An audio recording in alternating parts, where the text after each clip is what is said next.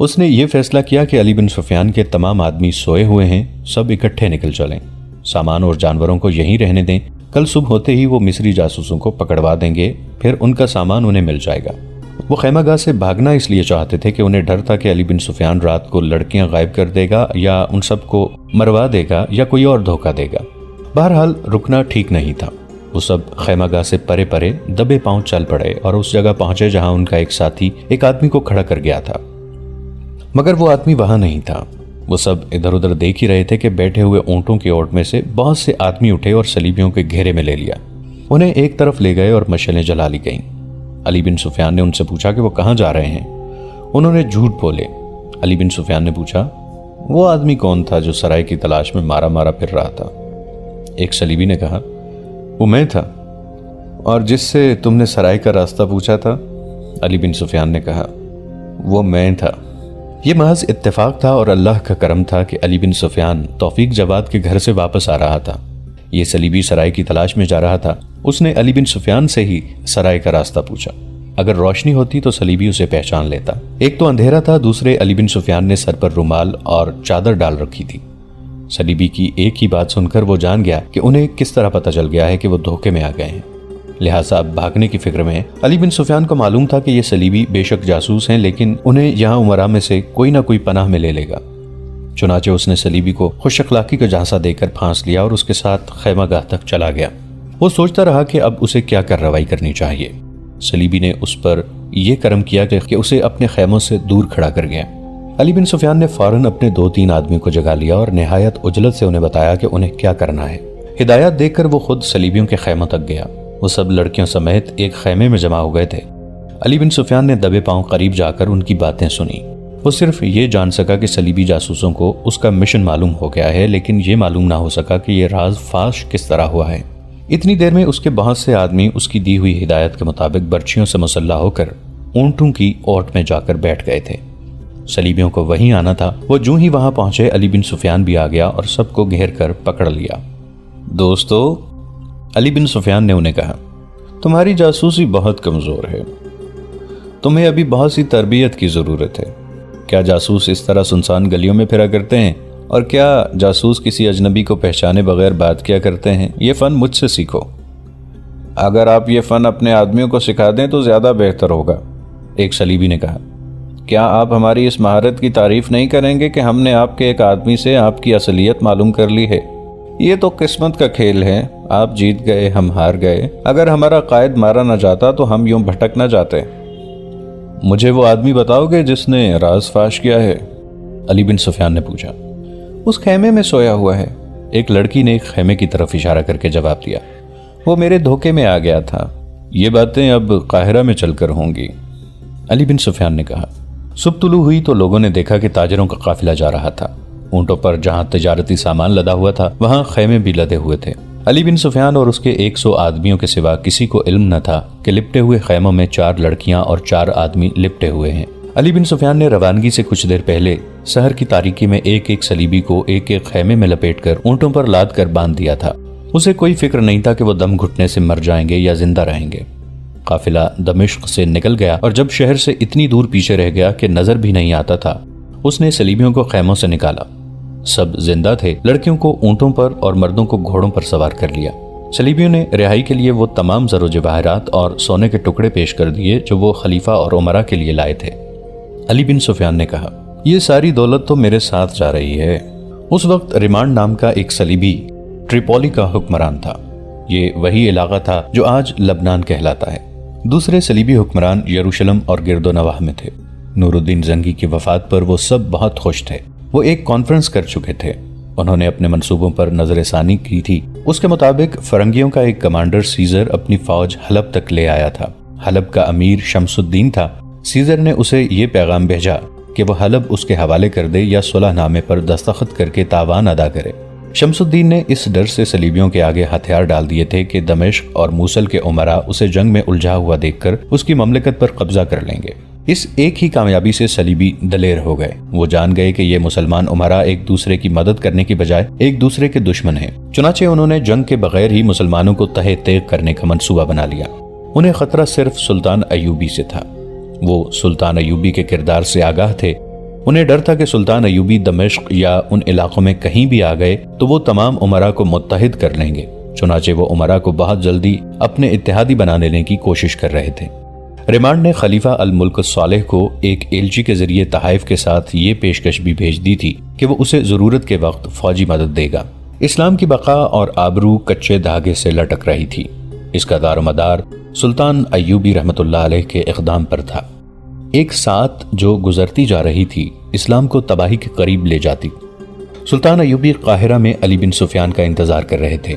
انہیں علی بن سفیان کی رپورٹ کے مطابق کچھ فیصلہ کرنا تھا۔ وہ بغداد، دمشق اور یمن وغیرہ پر فوج کشی کرنے کے لیے ذہنی طور پر تیار ہو چکے تھے۔ ان کے لیے مشکل یہ تھی کہ مصر کے اندرونی حالات ٹھیک نہیں تھے اور فوج کم تھی۔ وہ مصر سے زیادہ نہیں بلکہ کم سے کم فوج اپنے ساتھ لے جا سکتے تھے، اور یہی ایک خطرہ تھا جو انہیں پریشان کر رہا تھا کہ اتنی کم فوج سے وہ کیسے کامیابی حاصل کر سکیں گے۔ اس کے باوجود انہوں نے فوج کشی کے سوا دوسرا کوئی اقدام سوچا ہی نہیں۔ وہ دن میں ایک دو بار اپنے مکان کی چھت پر جا کر اس سمت دیکھا کرتے تھے جس سمت سے علی بن سفیان کو آنا تھا۔ وہ افق پر نگاہیں گاڑ دیتے تھے۔ ایک روز انہیں افق پر گرد کے بادل نظر آئے جو زمین سے اٹھے اور اوپر ہی اوپر اٹھتے اور پھیلتے گئے۔ سلطان ایوبی اوپر ہی کھڑے رہے۔ گرد کا بادل آگے ہی آگے آتا گیا، پھیلتا گیا، اور اس میں سے گھوڑوں اور اونٹوں کے ہیولے نظر آنے لگے۔ وہ علی بن سفیان کا ہی قافلہ تھا۔ اس نے راستے میں بہت تھوڑے پڑاؤ کیے تھے۔ اسے جب قاہرہ کے مینار نظر آنے لگے تو اس نے اونٹ اور گھوڑے دوڑا دیے۔ اسے احساس تھا کہ گزرتے ہوئے لمحوں کی قیمت کیا ہے، اور اس کے انتظار میں صلاح الدین ایوبی رات کو سوتے بھی نہیں ہوں گے۔ پھر وہ لمحہ آ گیا جب گرد سے اٹا ہوا علی بن سفیان سلطان ایوبی کے سامنے کھڑا تھا۔ سلطان ایوبی نے اسے نہانے دھونے کی مہلت نہ دی۔ وہ خبریں سننے کے لیے بے تاب تھے۔ انہوں نے کھانا وغیرہ وہیں لانے کا حکم دے کر اسے دفتر میں لے گئے۔ علی بن سفیان نے انہیں تفصیلی رپورٹ دی، نور الدین زنگی کی بیوہ کا پیغام اور اس کے جذبات اور تاثرات سنائے۔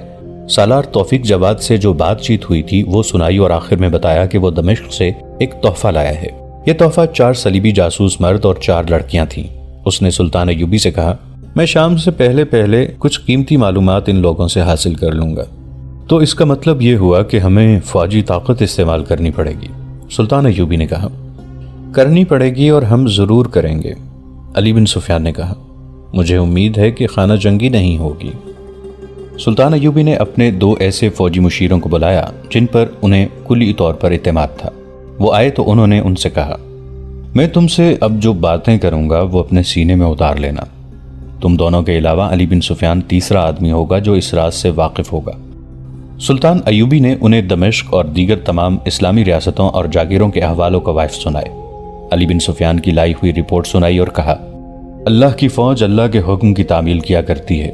امیر اور خلیفہ کی اطاعت ہم پر فرض ہے، لیکن امیر اور خلیفہ ہی اللہ کے عظیم مذہب اور اس کے رسول صلی اللہ علیہ وآلہ وسلم کی ناموس کے دشمن ہو جائیں تو اللہ کے سپاہی پر فرض عائد ہوتا ہے کہ وہ اللہ اور اس کے رسول صلی اللہ علیہ وآلہ وسلم اور امت رسول اللہ کی ناموس کو بچائیں۔ اگر میرا وجود ملک و ملت کے لیے خطرے اور بدنامی کا باعث بنے تو تمہارا فرض ہے کہ میرا سر میرے دھڑ سے جدا کر دو، یا مجھے بیڑیاں پہنا کر قید خانے میں پھینک دو اور ملک میں احکام خداوندی نافذ کرو۔ آج یہی فرض ہم پہ عائد ہوا ہے۔ ہمارا خلیفہ قومی غیرت اور وقار سے دستبردار ہو کر اسلام کے دشمنوں کے ہاتھوں میں چلا گیا ہے، ان سے مدد مانگ رہا ہے، ان کے جاسوسوں کو پناہ دے رہا ہے، اس کے حاشیہ بردار عیش و عشرت میں ڈوب گئے ہیں، سلطنت اسلامیہ کے حصے بکھرے کر رہے ہیں۔ شمس الدین والی حلب نے صلیبیوں کے آگے ہتھیار ڈال کر تاوان ادا کیا اور صلح کر لی ہے، اور صلیبی عالم اسلام پر حاوی ہوتے جا رہے ہیں۔ تو کیا ہمارے لیے ضروری نہیں ہو گیا کہ ہم فوجی طاقت سے خلیفہ کو اس مقدس گدی سے ہٹائیں اور اسلام کی آبرو بچائیں؟ بالکل فرض ہو گیا ہے، دونوں مشیروں نے بیک زبان کہا۔ اب ہمارا اقدام جو کچھ بھی ہوگا وہ ہم چاروں کے درمیان راز ہوگا، سلطان ایوبی نے کہا، اور ان کے ساتھ اپنے سوچے ہوئے اقدام کی منصوبہ بندی شروع کر دی۔ صلیبی جاسوسوں اور لڑکیوں کو علی بن سفیان اپنے مخصوص تہخانے میں لے گیا اور انہیں کہا، تم ایسے جہنم میں داخل ہو گئے ہو جہاں تم زندہ بھی نہیں رہو گے اور مرو گے بھی نہیں۔ اپنے جسموں کو ہڈیوں کا ڈھانچہ بنا کر جو باتیں تم میرے سامنے اگلو گے وہ اسی صحت مندی کی حالت میں بتا دو اور اس جہنم سے رہائی حاصل کرو۔ میں تمہیں سوچنے کا موقع دیتا ہوں، تھوڑی دیر بعد آؤں گا۔ وہ جب انہیں بیڑیاں ڈالنے کا حکم دے رہے تھے تو ایک صلیبی نے کہا، ہم ساری باتیں بتا دیں گے، हमें सज़ा देने से पहले ये दरख्वास्त सुन लें कि हम तनख्वाह पर काम करने वाले मुलाजिम हैं। सज़ा हुक्म देने वालों को मिलनी चाहिए। हम जो मर्द हैं सख्तियाँ बर्दाश्त कर लेते हैं। हम इन लड़कियों को अजियत से बचाना चाहते हैं। उन्हें कोई हाथ नहीं लगाएगा। अली बिन सुफियान ने कहा, तुम मेरा काम आसान कर दोगे तो लड़कियां तुम्हारे साथ रहेंगी। इस तहखाने से तुम सबको निकाल लिया जाएगा और बाइज्जत नज़रबंदी में रखा जाएगा। उन्होंने जो इंकशाफ किए उनसे उन तमाम हालात की तस्दीक हो गई जो नूरुद्दीन जंगी के वफात के बाद पैदा हो गए थे। 3 रोज बाद मिस्र की सरहद से बहुत दूर शिमाल मशरक की समत मट्टी के ऊंचे नीचे टीलों और घाटियों का वसी खित्ता था, जिसमें कहीं कहीं सब्जा भी था और पानी भी। यह खित्ता काफिलों और फौजों के आम रास्तों से हटकर था। इसके अंदर एक जगह बेशुमार घोड़े बंधे हुए थे। उनसे जरा परे सवार सोए हुए थे और उनसे अलग हटकर छोटा सा एक खैमा लगा हुआ था जिसके अंदर एक आदमी सोया हुआ था। 3-4 आदमी टीलों के ऊपर ऊपर टहल रहे थे और 3-4 आदमी इस खत्ते के बाहर बिखर कर घूम फिर रहे थे। खैमे में सोया हुआ आदमी सुल्तान सलाहुद्दीन अय्यूबी थे। टीलों पर और टीलों के बाहर घूमने फिरने वाले आदमी संतरी थे और जो सवार सोए हुए थे वो सुल्तान अय्यूबी के सवार थे। उनकी तादाद 700 थी। सुल्तान अय्यूबी ने बड़ी गहरी सोच व विचार के बाद ये फैसला किया था कि वो कम से कम फौज अपने साथ लेकर दमिश्क जाएंगे। अगर उनका इस्तकबाल एक सुल्तान की हैसियत से हुआ तो ज़बानी बातचीत करेंगे और अगर मुज़ाहिमत हुई तो वो इसी नफरी से मुकाबला करेंगे। अली बिन सुफियान ने उन्हें यकीन दिलाया था कि खलीफा और उमरा के मुहाफिज दस्तों ने मुज़ाहिमत की तो सालार तौफीक जवाद अपनी फौज सुल्तान अय्यूबी के हवाले कर देगा। जंगी की बेवा ने यकीन दिलाया था कि शहर के लोग सुल्तान अय्यूबी का इस्तकबाल करेंगे, लेकिन सुल्तान अय्यूबी ने अपने आप को खुशफहमियों में कभी मुब्तला नहीं होने दिया था। उन्होंने ये फर्ज करके फैसला किया था कि वो 700 सवारों के साथ जहां जा रहे हैं वहां का हर एक सिपाही और बच्चा बच्चा उनका दुश्मन है। उन्होंने अपने रिसाले यानी घुड़सवार दस्तों में से वो 700 सवार मुंतखब किए थे जो बहुत से मार्के लड़ चुके थे। उनमें छापामार सवार भी थे जो दुश्मन के अक़ब में मार के लड़ने का तजुर्बा रखते थे।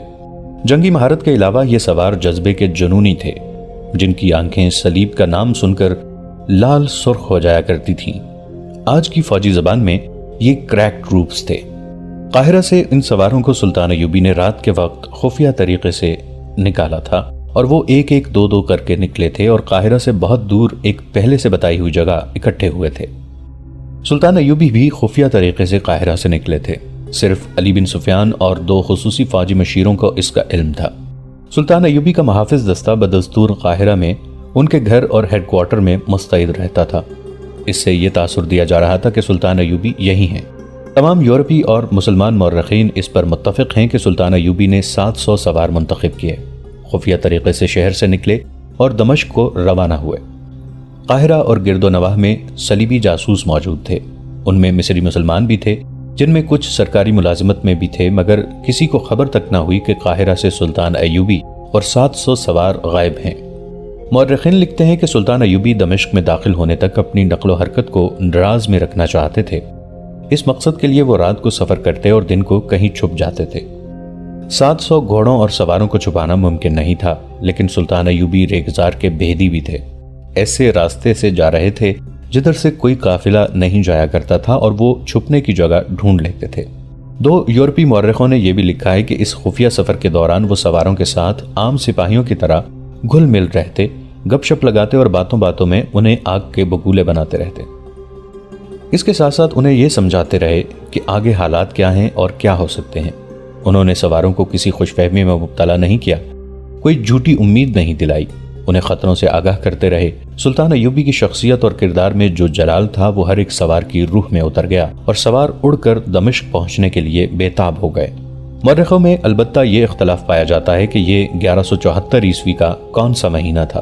बाज कहते हैं कि ये जुलाई का महीना था, बाज ने नवंबर लिखा है। बहरहाल ये वाक़या नूरुद्दीन जंगी की वफात के बाद का है। अगर वक़ाए निगारों की तहरीरों में छोटे छोटे वाक़यात गौर से पढ़े जाएं तो मालूम होता है कि सुल्तान अय्यूबी सितंबर के इब्तदाई दिनों में दमिश्क के लिए रवाना हुए थे। उन्होंने मिस्र की हाई कमांड खुफिया तौर पर अपने 2 मुशीरों के सुपुर्द कर दी थी।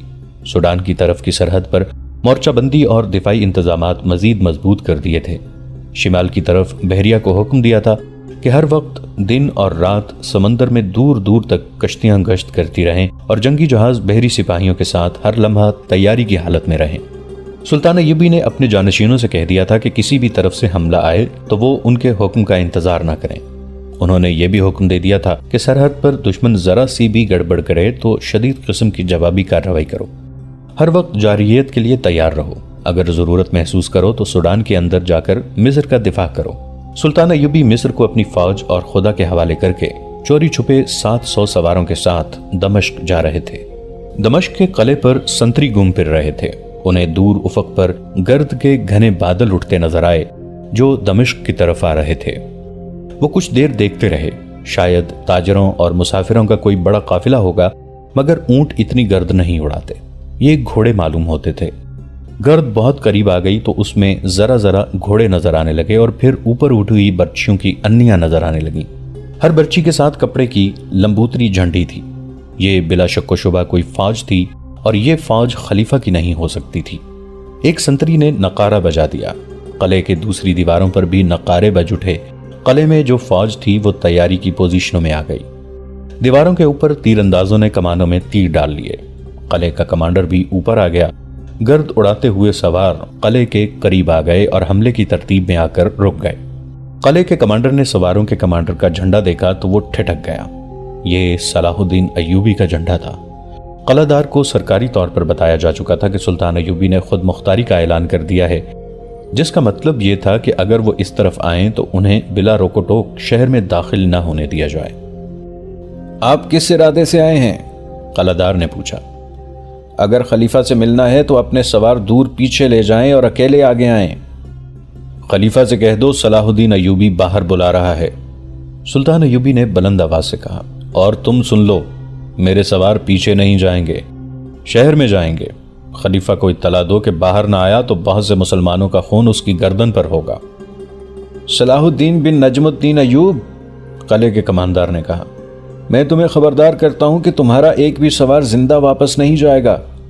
میں خلیفہ کے حکم کا پابند ہوں، تمہارے لیے شہر کا کوئی دروازہ نہیں کھلے گا۔